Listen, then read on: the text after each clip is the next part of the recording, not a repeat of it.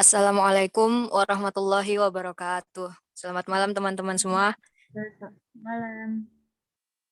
Kita akan mempresentasikan tugas kita berupa mind mapping dan studi kasus mengenai Incoterm dan the element of a price quote. Kita dari kelompok 7, yang dimana anggotanya yaitu ada Vicky Kristina Hutapea dengan NIM 413201110, Ginda Safitri dengan NIM 41320111015, dan saya Ilyina Rahmatillah dengan NIM 41320111027, dan Yohana Sinaga dengan NIM 41320111030. Yang pertama, saya akan mempresentasikan mengenai Incoterm, mind mapping Incoterms. Incoterms adalah seperangkat aturan yang mendefinisikan tanggung jawab penjual dan pembeli untuk pengiriman barang berdasarkan kontrak penjualan. Incoterms diterbitkan oleh International Chamber of Commerce atau ICC dan banyak digunakan dalam transaksi komersial. Incoterms diklasifikasikan sesuai alat transportasinya, yaitu A. Semua moda transportasi. Yang pertama ada Incoterms EXW atau X-Work, yaitu penjual menyediakan barang di lokasinya, sehingga yang menanggung semua biaya transportasi dan juga menanggung risiko membawa barang sampai ke tempat tujuan adalah pembeli. Setelah itu ada FCA, yaitu penjual menyerahkan barang ke kapal pengangkut pertama. Setelah pembeli mengambil alih semua biaya, risiko berpindah ketika barang-barang telah diserahkan kepada pembawa pertama atau first carrier. Lalu ada CPT, yaitu penjual menyerahkan barang kepada pengangkut atau orang lain yang ditunjuk oleh penjual di tempat yang telah disepakati. Jika ada tempat yang disepakati oleh para pihak, dan penjual harus membuat kontrak dan membayar biaya pengangkutan yang diperlukan untuk membawa barang ke tempat tujuan yang telah disebutkan.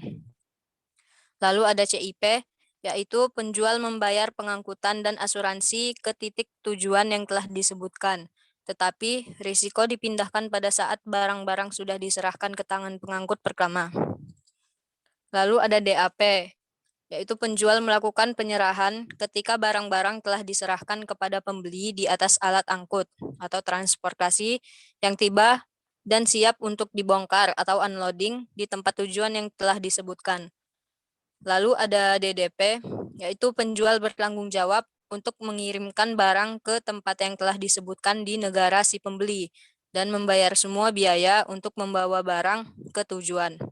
Lalu ada DPU, yaitu penjual menanggung risiko sampai barang dibongkar di tempat tujuan.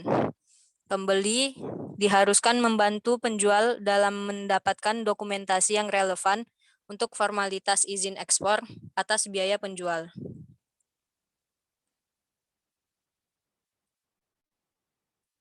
Lalu yang B, transportasi laut dan perairan.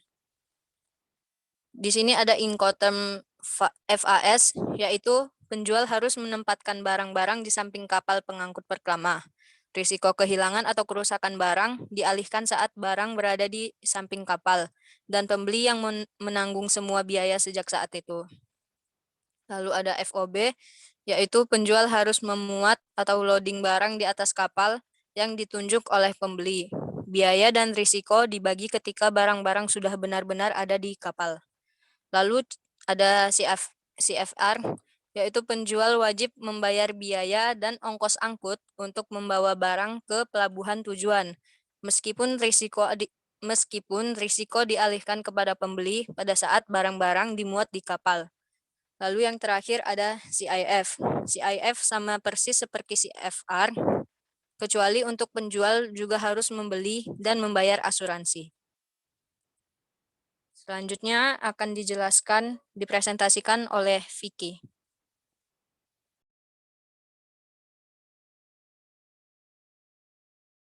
Selanjutnya adalah loading and unloading address, di mana loading itu ialah pemuatan barang dan unloading itu kebalikannya ialah pembongkaran barang. Yang pertama ada proses loading. Kita bisa sama-sama melihat di mind mapping tertera ada 4 prosesnya. Namun di sini saya akan menjelaskan secara rinciannya. Proses unloading adalah proses muat dimulai dengan truk kontainer yang sudah meletakkan muatannya di dermaga. Setelah peti kemas sudah diletakkan di dermaga, maka proses loading dimulai dengan menggunakan kren, baik kren yang ada di dermaga maupun di kapal. Setelah kren dioperasikan, maka peti kemas tersebut akan disiapkan dengan tali-tali yang diikatkan di pengait pada kren. Jika proses tersebut sudah selesai, maka kren akan segera memindahkan peti kemas tersebut ke dalam kapal kargo. Jika peletakan peti kemas di dalam kapal kargo sudah sesuai dan benar, maka tali tadi akan dilepaskan dan proses loading akan berlanjut ke dalam proses peti kemas lainnya. Dan yang kedua itu adalah proses unloading, di mana tadi saya bilang ialah proses pembongkaran muat kapal. Seperti yang sudah tertera di mind mapping, proses unloading ialah yang pertama, port crane menurunkan tali yang ujung-ujungnya ada pengait untuk dikaitkan dengan kontainer menuju ke ruang muat. Lalu, kontainer diangkat ke dermaga, bisa langsung ditempatkan di truk pengangkat kontainer atau juga bisa ditempatkan yang sudah disediakan. Terakhir ialah tali-tali yang talinya digunakan untuk mengangkat kontainer. Selanjutnya adalah dokumen pengiriman barang. Di sini ada 3 dokumennya, ialah packing list, airway bill, dan bill of lading. Di mana saya akan menjelaskan satu-satu, ialah yang pertama adalah packing list.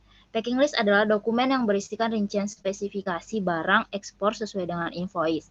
Ini dibuat oleh eksportir atau perusahaan yang melakukan pengemasan langsung terhadap barang tersebut. Fungsinya ialah untuk memudahkan mengetahui isi barang dalam kontainer apabila ada pemeriksaan. Selanjutnya ada airway bill, itu ialah sebagai surat muatan udara, yaitu dokumen penting yang dijadikan sebagai bukti pengiriman khususnya pengiriman yang dilakukan melalui transportasi udara.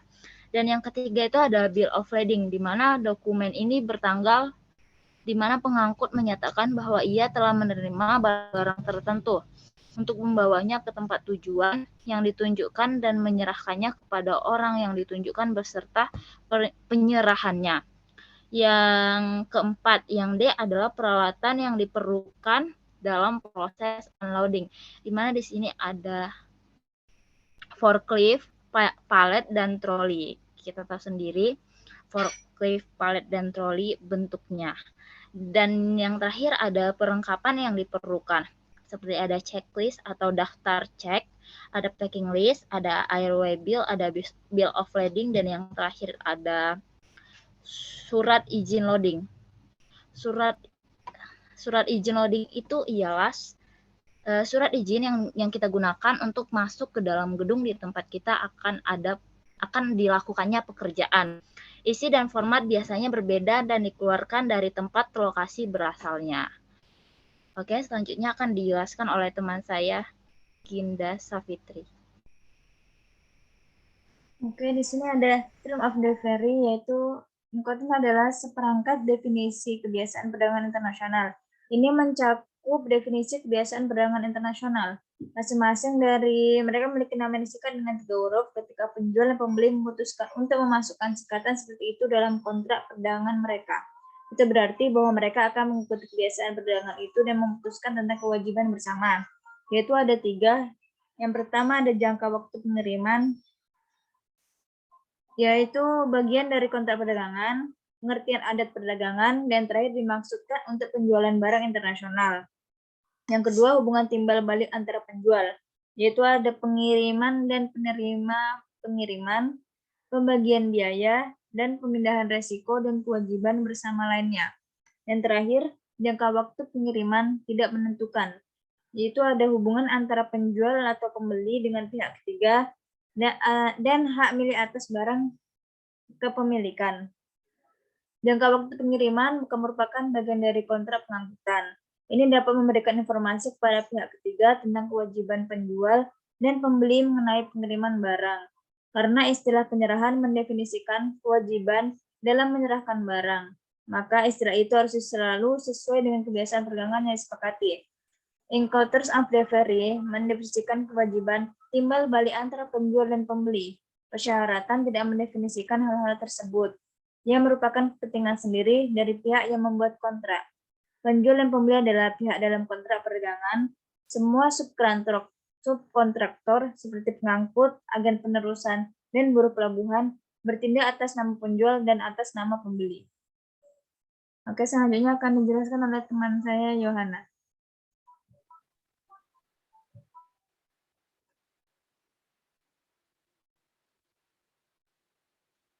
Selanjutnya description of good.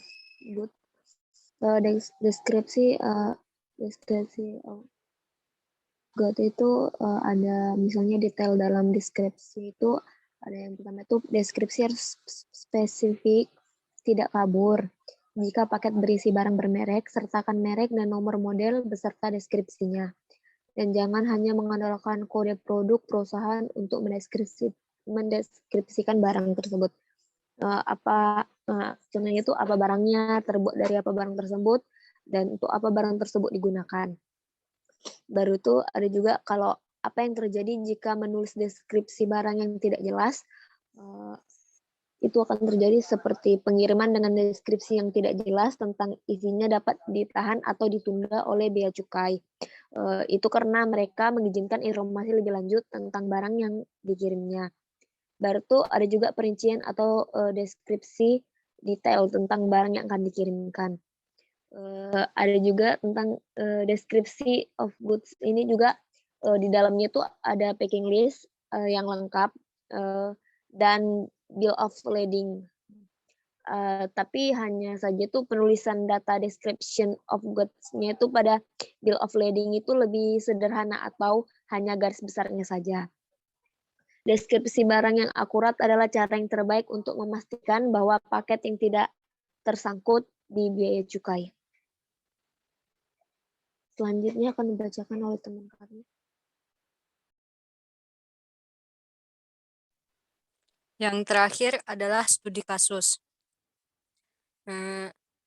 Studi kasus yang kami ambil di sini yaitu Incoterm yang digunakan saat membeli sebuah smartphone casing HP dari sebuah toko online di Cina melalui aplikasi Shopee.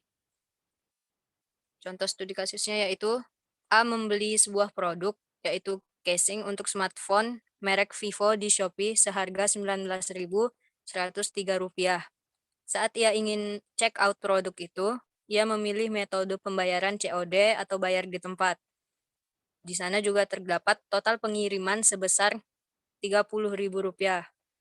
Total pengiriman sama dengan freight dan juga biaya penanganan atau asuransi sebesar Rp1.437. Sehingga total pembayaran yang harus ia keluarkan sebesar Rp50.576.